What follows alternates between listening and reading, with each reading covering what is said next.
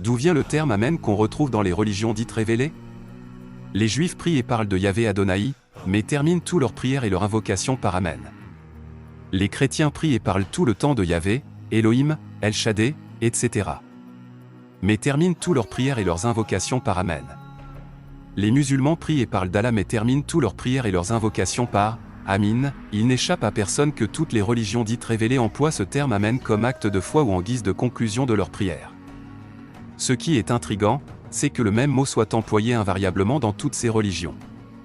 Aussi lorsqu'on demande aux adeptes des religions, judaïsme, christianisme, islam, religions dites révélées, prêtres, clergés, rabbins, imams, fidèles et croyants, etc., des explications sur le sens de ce mot, ils disent que ça signifie « ainsi soit-il ».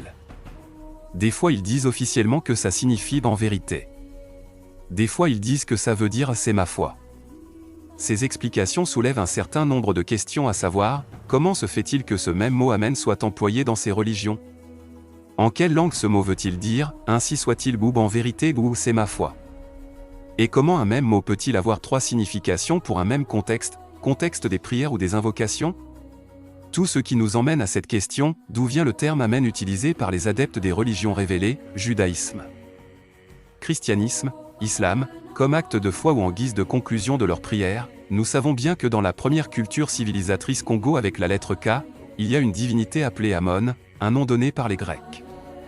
Mais qui est réellement Dieu Amon qui deviendra Amon-Ra, dans la première civilisation Congo avec la lettre K, de l'humanité antique Nkami-Kamite? En vérité, la réponse est dans la culture Congo, avec pour divinité le soleil, en Kikongo Mouïda, qui dégage les ondes aidant à voir, donc en Anki-Congo on dit Amoni, Amon qui deviendra Amon-Ra, n'est que autre Nimrod, Nimrod ou Sinéar, personnage de la Bible. Il y est présenté comme le premier héros postérieur au déluge, un chasseur réputé et le fondateur du premier royaume et de plusieurs villes en Mésopotamie.